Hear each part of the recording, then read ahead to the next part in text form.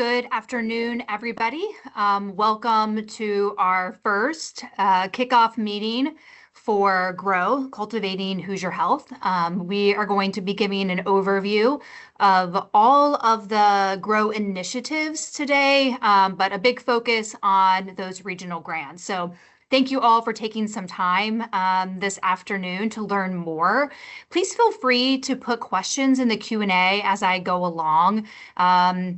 May not be answering questions directly today, but all of these questions will help us as we build out our FAQs. We will make this slide deck available after this webinar, and really all of this is going to be on our GROW website, which will give you a QR code to later in the presentation. So feel free to go there to look for further answers. We know that there's going to be lots of questions, and we appreciate you guys giving us feedback as we build this out.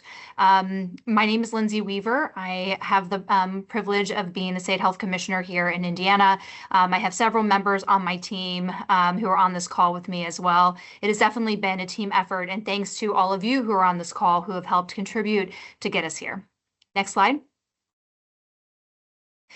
This funding came through the Working Families Tax Cut legislation that included $50 billion for rural health transformation to help improve health outcomes, specifically in our rural communities.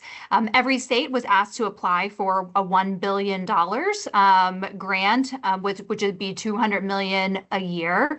It has been a collaborative effort between FSSA and us here at the Department of Health over the last many months to put that application in, and we are so excited, and hopefully you have heard the news, but we did get award notification for more than the $200 million that we applied for at $206.9 million in this first year. As I mentioned at the beginning, we applied for $1 billion over the course of 5 years, but the funding amounts can change year after year based on performance. Next slide.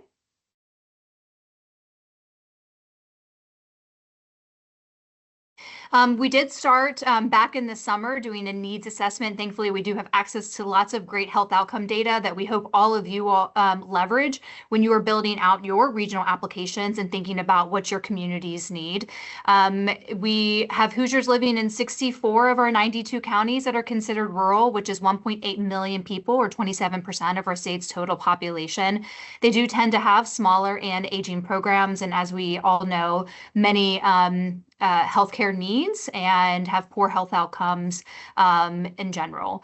A survey of Hoosiers across the state, and we got over 2,000 responses from people across the state, identified many concerns. The top 4 concerns were barriers to access, such as transportation, barriers to accessing healthcare services themselves, workforce shortages, and then rural facility financial health. Next slide. Through that, we got many ideas, looked at our needs assessment, how are we doing in the state, where are our biggest opportunities, where do we want to invest this one-time funding, and that's another important thing to point out. And to go back to the regional grants as well, which I'll talk in greater detail later in the presentation. This funding and the work that we're doing, we have to make sure that the work is sustainable without the funding. This has been said over and over again from our federal partners. It is one-time funding. So in 5 years, we'll no longer be getting the $200 million a year. So we have 5 years to implement programs, start them, figure out what works, but have a sustainment plan. They are divided into many areas. There's 5 specific areas that the feds asked us to address. And here with our initiatives, it really is how can we improve health at home? How do we leverage technology to improve health outcomes and access in these communities? What does it look like to build out our workforce? Where are the needs, and how can we address health workforce shortages? And then also, how do we improve access for our communities? And of course, the most important thing, how do we improve health outcomes? Next slide. So as I mentioned before, there are 12 initiatives. 11 of those are statewide and will be managed from the state level. It's 40% of the total grant. And then we have one regional level grant that we're calling the Make Indiana Healthy Again Regional Grant Program. And that is 60% of our total grant spend and will be distributed across the 8 regions. Next slide.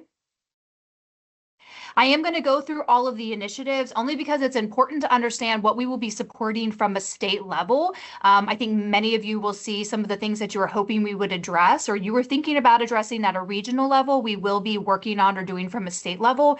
And so therefore, we want to make sure that you're writing your applications and leveraging your funds in areas where there are gaps and needs that we won't be covering on the state side as well. In addition, with these statewide initiatives, the expectation is that our regions who are going to be receiving funding through the regional grants will be participating in all of these other statewide initiatives because we can't do this alone. It's going to take all of us to partner. The first one, growing care coordination. The biggest part of this is a medical operations coordination center, also called a MOC.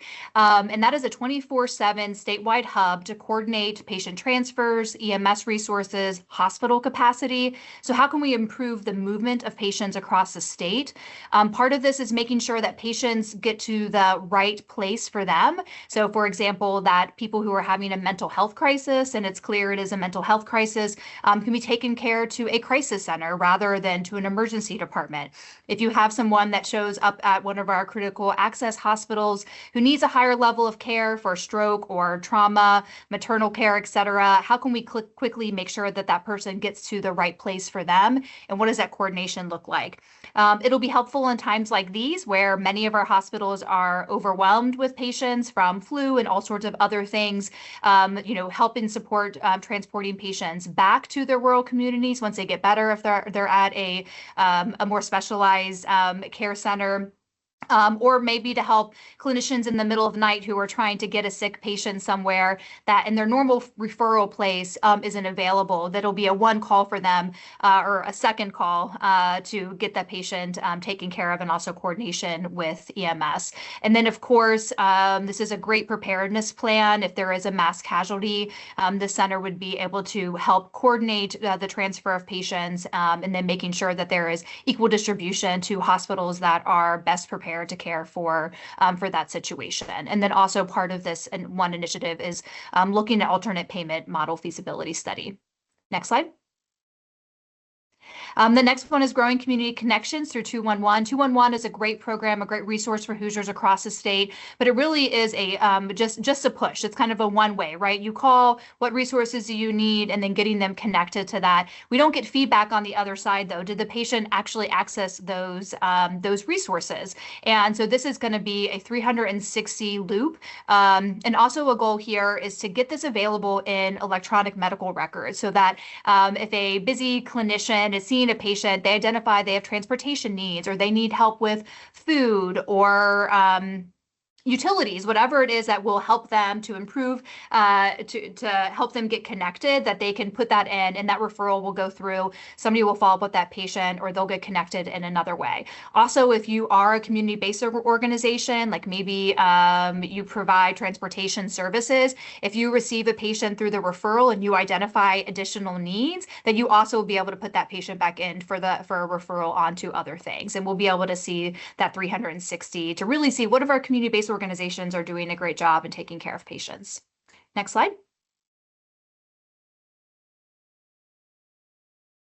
Statewide initiative number 3, growing improved patient outcomes through enhanced interoperability and technology. Recognizing that with our health information exchange, that there's about 450 rural healthcare facilities that we could improve their connection, whether that is integrating it into their EMR or connect them in the first place. For example, our long-term care facilities are not connected.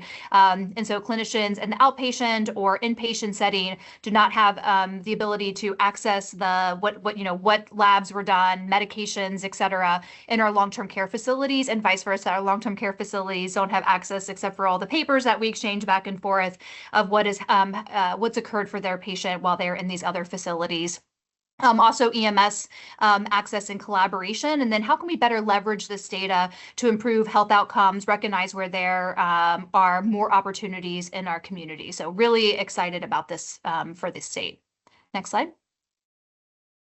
Growing pediatric and obstetric readiness in rural emergency departments.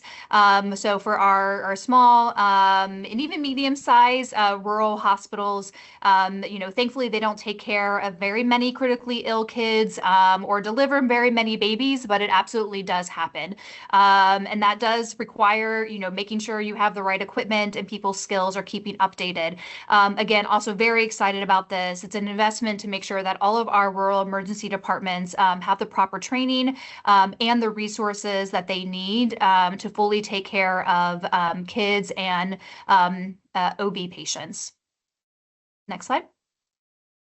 Statewide Initiative 5, Growing Cardiometabolic Health Standards in Care in Rural Indiana.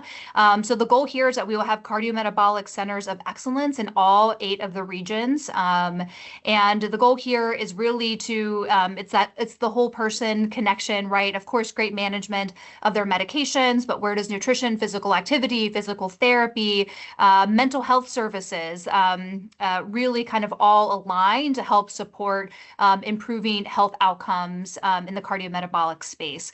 So it'll equip 6,000 rural health professionals with lifestyle medicine training, embed nutrition education in medical schools.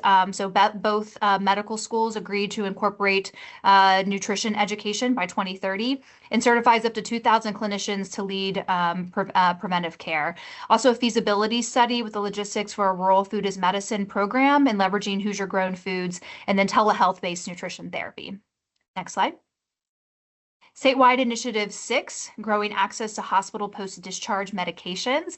Our team, as they're talking to several hospitals across the state who leverage this, report really great outcomes in reducing ED visits and readmission. So this is to support our rural facilities, again, in our rural communities, and we'll show you a map of what all those are here in a little bit, being able to provide medications at discharge. So actually have medications in hand before they leave the hospital. Again, just recognizing the barriers with transportation and access to pharmacies in many of our rural communities, and just how important it is, especially for these patients who are taking care of an acute setting, that they're able to continue their medications, whether that is an antibiotic, if they're in there for an infection, heart failure medicine, et cetera. And again, national studies show significant reduction in ED utilization and readmissions. Next slide. Statewide Initiative number 7, Growing Specialty Provider Care Access through Expanded Teleconsult Capabilities. So again, teleconsult, how do we connect specialty care providers to clinicians in these communities, whether that is a hospital working with a specialist to be able to keep that patient in their rural community so they can be close to their family and friends and those resources through a teleconsult, or for outpatient primary care providers, just recognizing that many of our specialists live in urban communities, and many of these things could be solved, or a medication could be started even in the meantime, waiting for someone to be able to get into a specialist and address transportation issues and appointments and all of those things. So this is we already have a really great example with Be Happy in the state, and the CHAMP program of clinicians connecting to clinicians, and so this will be expanding on that great work. And I know many of you do this already, but this is providing funding to help support the growth of that in communities. And also, how are we leveraging AI to optimize this consultation service? Next slide. And then telehealth access and infrastructure. So this is connecting patients to clinicians. And again, working through recognizing that, many of these systems exist in Indiana.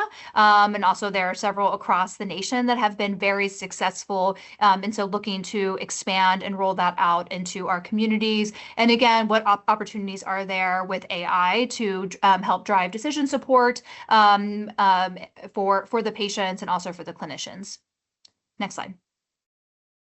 I would also say wearables. I would put that in that last bucket. So how do we best leverage wearables for patients to help leverage improving their health? And then growing our rural health paraprofessional workforce, expanding our rural workforce by funding certification and upskilling the community health workers in these communities. to help connect them to care, reduce hospitalizations, improving disease outcomes, really kind of that wraparound to help support individuals so that they can, be the best and do the best that they need. And then partnership with the statewide university system to launch a career pathway program for rural high school students, offering early exposure and training towards health careers. Next slide. And then Initiative 10, growing clinical training and readiness. So expanding GME capacity, incentivizing physicians to practice in rural communities through targeted grants. So, providing funding to clinicians with a expectation that they will work in that community for 5 years. Great data says that they will stay way beyond that time, but allowing them to leverage this funding to support whatever it would be for them to stay in that community, whether that would be childcare or housing support, whatever it is that they need. And then again, for that commitment to work in the rural community. Also strengthening the training pipeline, providing stipends for rural clinical preceptors, requiring rural rotations for medical students. And again, both schools have committed to doing that. And then having a statewide preceptor database. A good example is nurse practitioners. Also, clinical social workers have to have preceptors, right, to be able for them to work with, and just how difficult it is for them to identify it. So it'll be a connection for people who are willing to be a preceptor, and also for students and learners who are looking, who need that preceptorship to make that connection. Next slide. Oh, sorry. And another thing on the other side, we'll also be providing stipends to those preceptors to help provide that service. Statewide initiative number 11, growing our rural behavioral health workforce, growing and retaining rural behavioral health workforce by creating a university-based certificate and degree program, offering scholarships and stipends, and introducing career pathways for high school and college students. Again, goal here too is to strengthen our peer support by expanding our certified peer support specialist training and continuing education, and then a statewide workshop to equip rural paraprofessionals with threat assessment and management skills to improve crisis response and community safety. And last initiative, and our biggest, next slide, our Make Rural Indiana Healthy Again regional grants, which I think is what you are all here for and to talk about. But again, we want to take the time to go through all those initiatives so that you can make sure that your applications and your work are aligning with that, and then identifying additional gaps there. This is tailored to engage our local stakeholders in the 8 regions to identify opportunities for resource sharing and to tackle specific community needs. In very much layman's terms, there is a lot of silos across our state. We know people are doing really, really great work individually, but they are not fully aware of what their neighbors are doing and what the capacity. Just for example, I was in one region of the state, and they brought together many mental health providers and got around the table and talked, and found out that many of them were duplicating work, and yet there were still gaps. And so just by having that conversation, they were able to say, hey, you're really good at this. You focus on this. We're going to pick up this gap and fill this need in our community. And that will rise the entire ship, right? For us really to work together and say, we are taking care of the same person. The same person that comes and sees me in the ED is seeing an outpatient provider, is seeing going to another emergency department, is relying on another community-based organization. And so how can we, rather than making that individual try to navigate our system, what can we do to work together to say, what are their needs and how do we meet what it is that they need?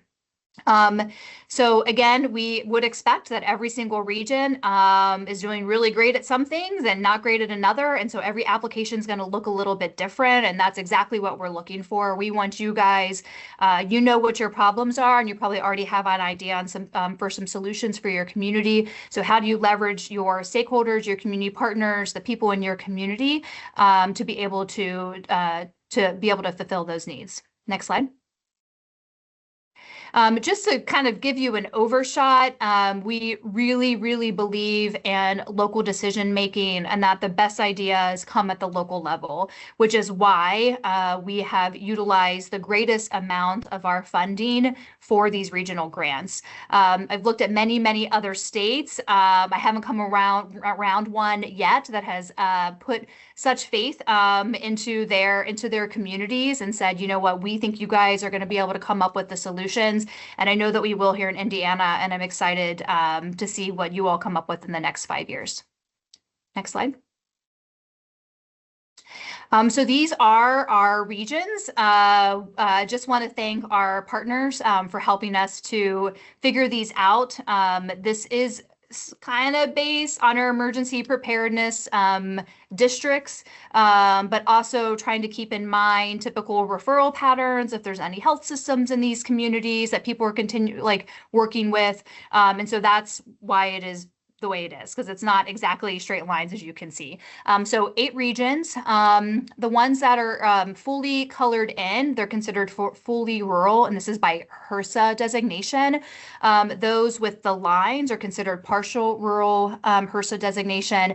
And the ones that are white are ineligible for direct funding. So that being said, if you are in a white county and you're like, we already are providing prenatal care for all the counties around us that are fully covered, and that's where we need to enhance or do better or whatever equipment, and all those counties around you in your region are like, yes, you are the best person to do that, the funding can go to an entity that is based in that community to be able to serve the rural communities around them. The funding cannot be used to serve the people in the white county.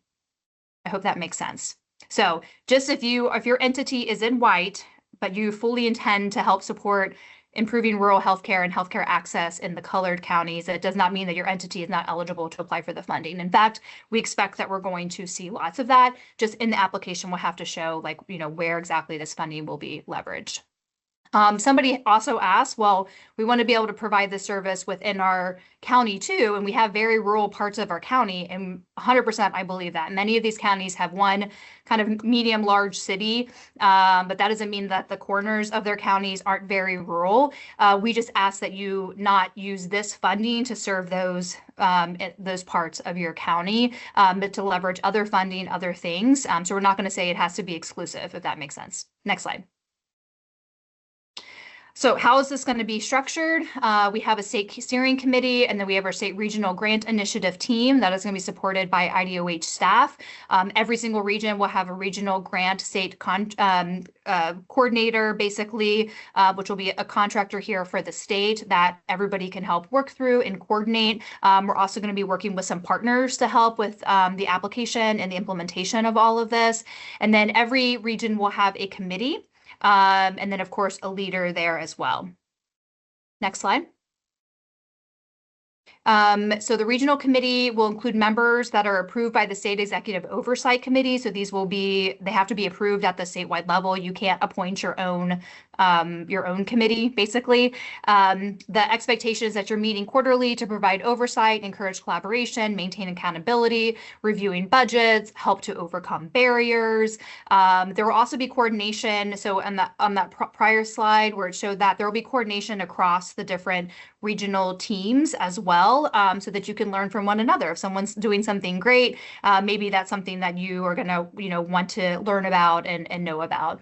Each committee will include one Indiana General Assembly member, a provider community member, a non-provider medical worker, a patient community member, someone to represent pharmacy, two regional business community members, 2 community-based organization members, a local health department member, a Medicaid managed care member, and then a rural hospital. Next slide. Even if you are not on the committee, that doesn't mean that the expectation isn't that you are participating, that you are showing up to these meetings or engaging in them. They are just going to help set to make sure that the application for the region and the implementation plan, that everybody is working and coordinating together. So the expectation is if they're, getting submissions for things that are needed in the community, looking at it and saying, okay, well, this person put an application do the same thing that this person did, right? So how can we like make sure that we're coordinated? We estimate it's going to be about 15 million per year per region. Funding will be adjusted annually based on compliance outcomes and cross-regional collaboration.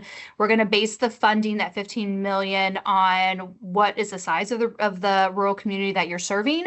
But also, if just similar to the FADS, if some regions have some really great ideas or showing really great outcomes, the funding may be adjusted because of that too. But it is mostly going to be based on the rural size of that rural population. Again, awards determined through state review, rural population application quality with favorable consideration for strong partnerships, innovation, and sustainability. The funding will become available October 1st, 2026. And again, that's 120 million annually across the region, so roughly 15 million per region for the next 5 years. And we expect all 8 regions to get funding. Next slide. What are the regional application requirements? It's going to be 1 application per region, but within that application, we would expect to see many partners, right? Hospital, FQHC, community-based organization, school corporation, whatever it is, a transportation service, food, all these things for food access, all in there with the funding requests. Also a comprehensive needs assessment. We got together, we shared our needs assessment, we've identified that this is a big need in our community, and this is how we're going to leverage this funding to serve that. We expect letters of support from stakeholders and partners. So just to kind of use the hospital example, if we get a application and there are 2 hospitals missing from the letters of support, that'll be a red flag to us. Are they engaged? Is everybody getting access to opportunities for funding? Are you fully addressing the whole community? So really want to see partners come together and come to like really have a coalition building. Expect a sustainability plan in there as well. Acknowledgement, understanding, compliance with grant fund usage, reporting, and state requirements, and then must have KPOs. One thing every application will have to address is access to prenatal care access. Right, it will be addressing prenatal care access. So I don't think this is the case, but if your region is like, we're like solid in prenatal care access, we have docs going out to all of our small little rural towns, a mobile prenatal care access, we're solid here, we don't need any funding to address that, then you will have to make your case in your application for that. I don't think that's the case, but that is going to be, there's going to be some specific areas you have to address, and prenatal care access is maybe top of the list or definitely on there. So how is the funding that you're requesting going to improve prenatal care access in your community? Increase access to chronic disease prevention and programs, looking at oral health, patient quality and safety, improve community health worker workforce expansion. How are you leveraging the statewide initiatives for telehealth and community work? Improving transportation access, increasing access to healthcare. What does that collaboration look? And again, what are your sustainability? And then we would expect for you to have key performance outcomes for your community. So if your region is like our, first trimester prenatal care, right now it was only 60%. Our goal is at 80% of moms by the end of the 5 years, but by improving by 2% every year. Don't do my math on that because I didn't. And we're going to do this to be able to address that. Those are the types of data outcomes that we would expect to see. Next slide. Regional application development and early expectations. We are developing a grant application right now that is aligning with the NOFO, because there are some very strict guidelines in the NOFO around capital expenses, how much you can do to do a replacement EMR, things like that, and RHCP guidelines, so that you can make sure that you're addressing rural health needs through data-driven, innovative, and sustainable solutions. We are leveraging our experienced grant makers to help develop this application, but we also recognize that is not what everybody does on a regular basis. So we don't want you to think that the expectation from us, from you all, was that you have this NIH grant level application. We are definitely going to meet people where they're at here.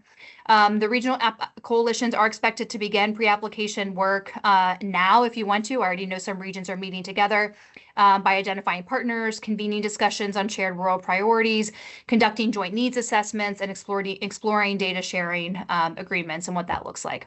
Next slide. So some of the funding categories and required investments, regional coalitions can apply for funding across 4 categories, shaped by the state survey, stakeholder input, rural assessments, et cetera. So that's technology innovation, capital projects, sustainable access, innovative care models, and workforce development. Next slide. And then regional coalition. So again, expect collaboration from key stakeholders. Here's a list of people who we hope that you are engaging in this conversation. Again, all the different healthcare organizations, your public health and community organizations, education, workforce development entities. Bring your chambers into the conversations, your economic development people into the conversations. Bring in your local elected officials, your state elected officials. This is something that we should all be excited about. Next slide.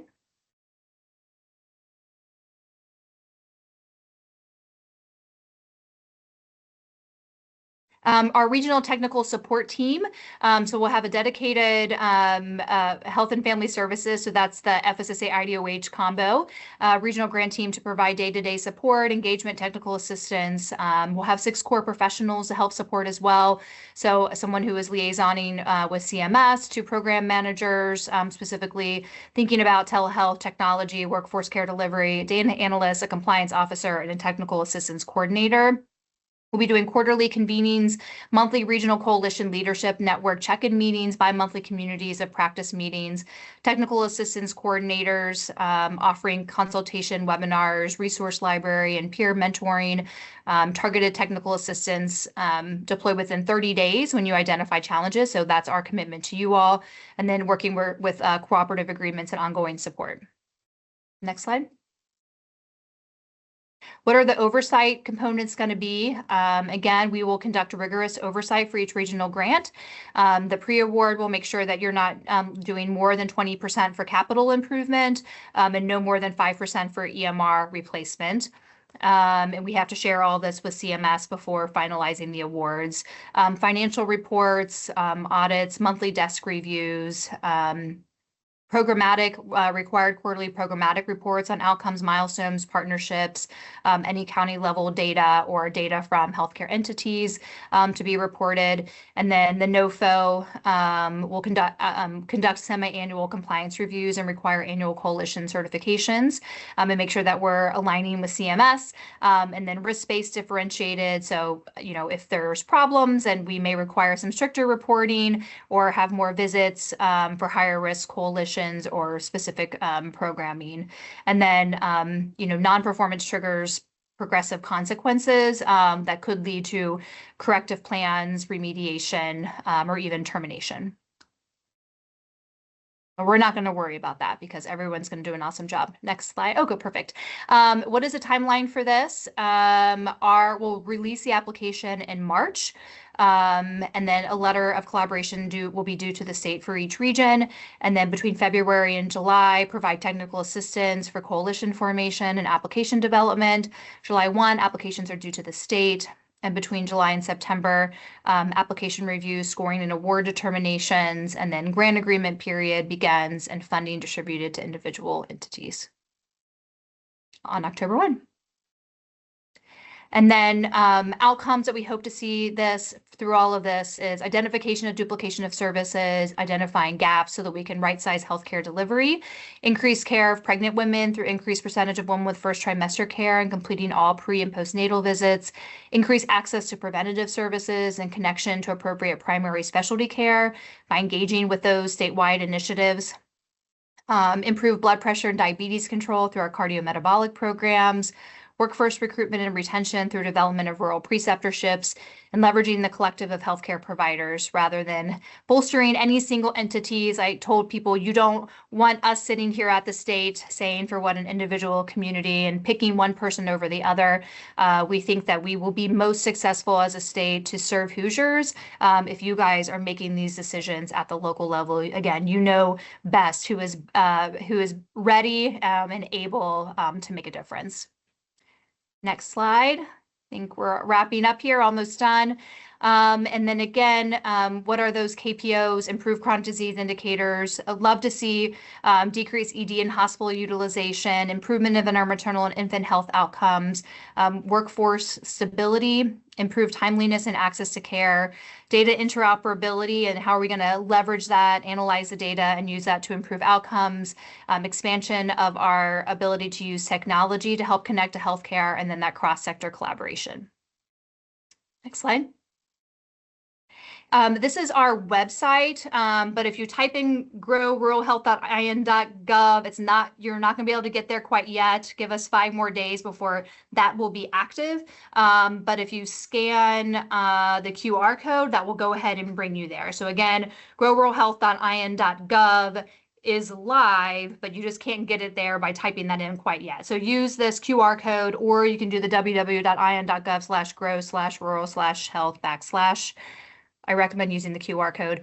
As soon as this is available, though, we will make sure that everybody is aware that you can type that in. It'll be a lot easier for people to remember.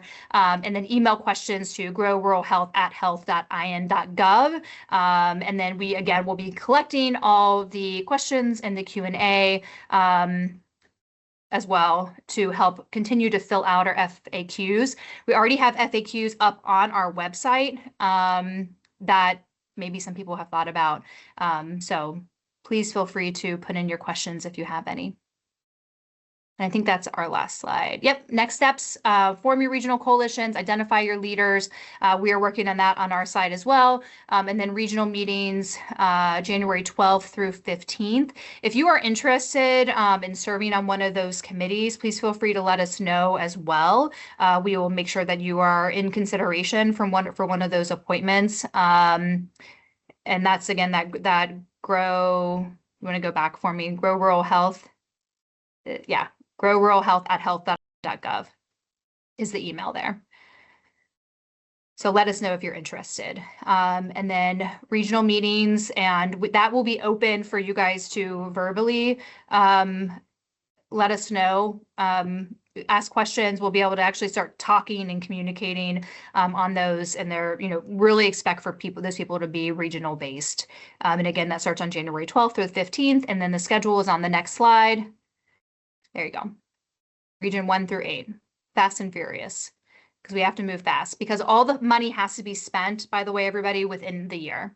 So that's an important part to know about this funding, that we can't kind of build it up and then spend it all in year 5. It has to be spent every year. And we have to report to the feds each year how we're doing, on all these different programs and health outcomes, et cetera.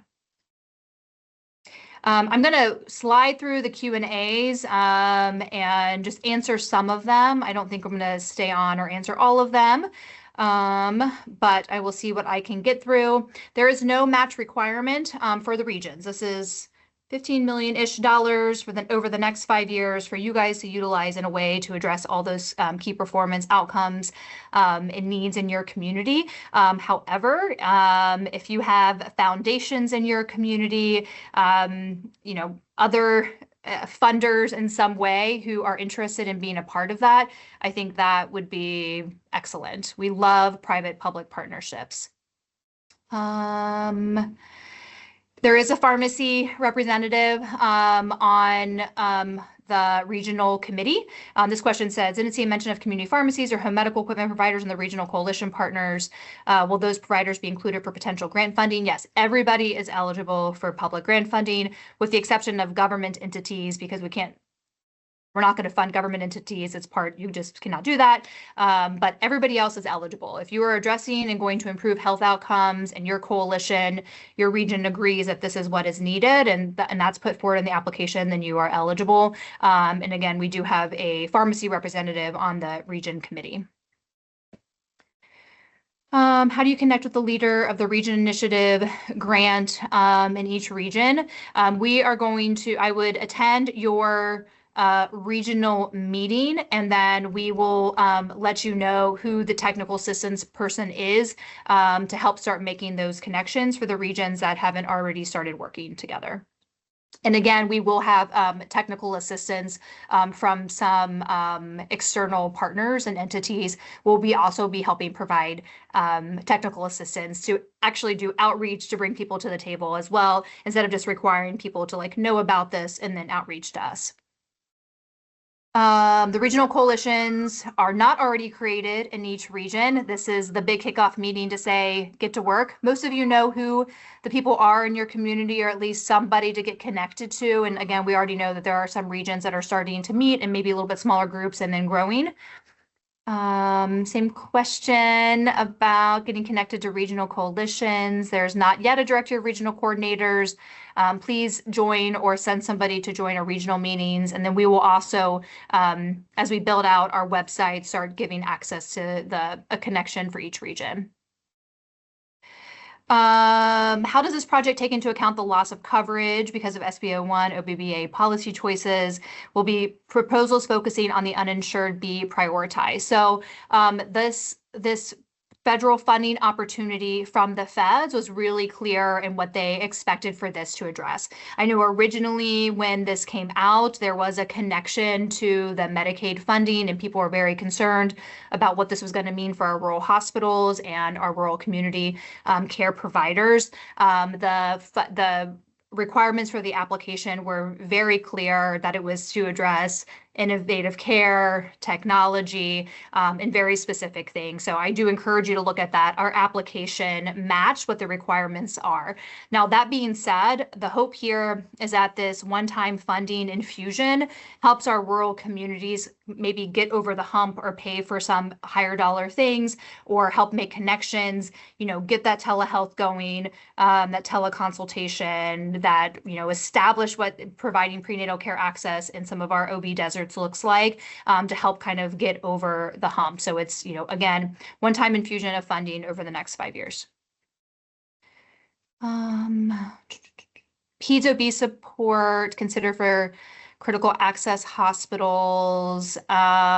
If this is more than like that just readiness component of it, I would love to see what that would look like to help provide that Peds and OB support, whether again, that's through teleconsult or some other way. I think that could be a very exciting solution. What system will you utilize to make the 211 system a closed loop system? That is TBD, and very excited that Tara Morris is helping to lead this big initiative, and she leads 211 for the state. She is on this call, so more to come there. And please keep on checking back at the website, and also if you are connected to the state and know how to apply, there will be RFPs going out, so requests for proposals for many of these initiatives in the many coming weeks. So we have been granted this funding.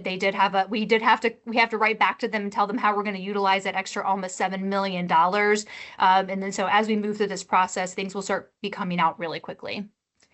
And oh, thanks, Greta. Put the link in there for you guys just to link to if you weren't able to catch that QR code.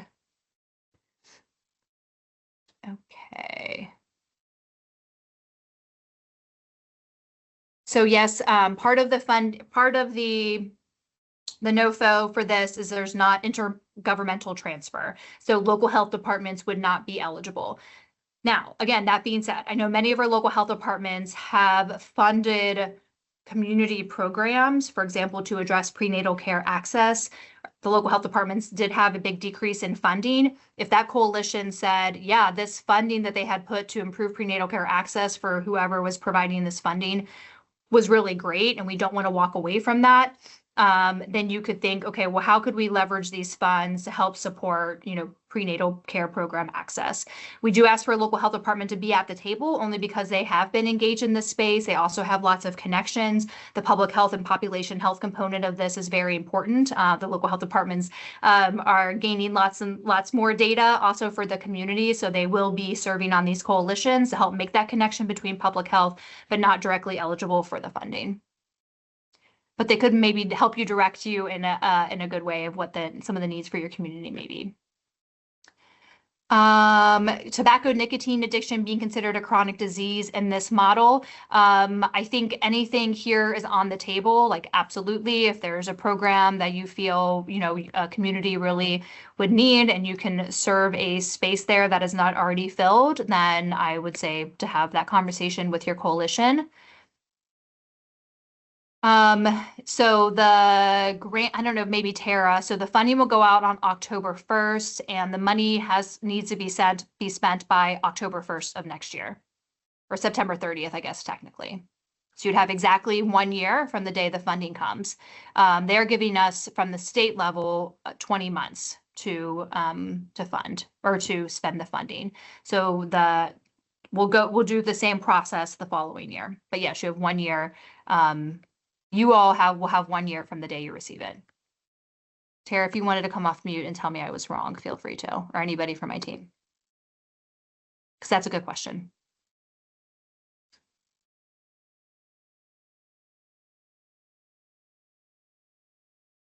She did not want to come off mute. We'll put that in the FAQs. Sorry. Oh, go ahead. No, I didn't realize. I thought I was off mute. I apologize.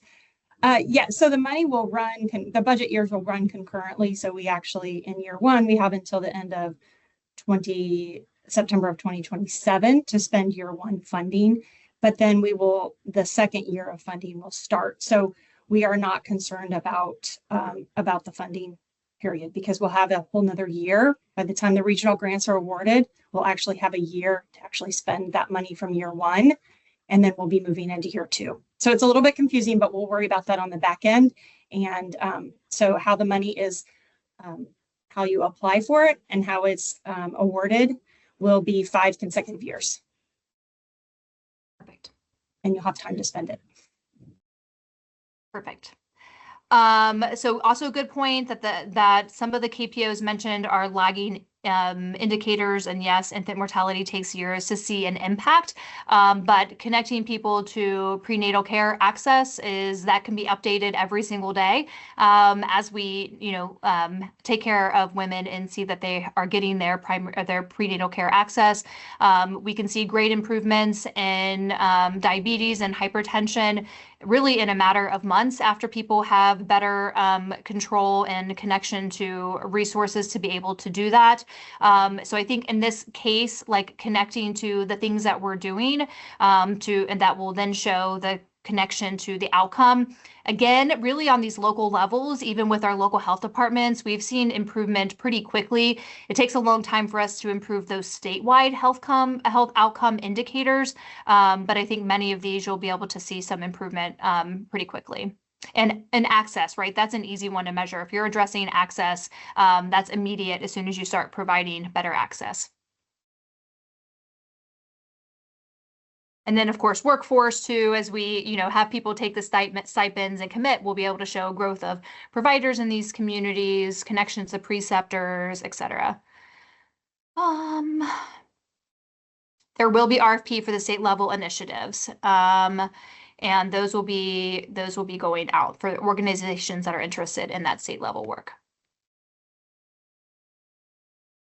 I hope that this question is there a certain percentage of statewide initiatives that are looking for regions to align with to receive funding? The hope and expectation is you are aligning with all of the statewide initiatives. If there are a specific concern and you are like our region doesn't want to do X, like please let us know. But those initiatives were chosen based on feedback from people across the state, and I think they're all pretty innocuous, so let us know. But our hope would be every region in some way, shape, or form are connecting and engaging with those statewide initiatives.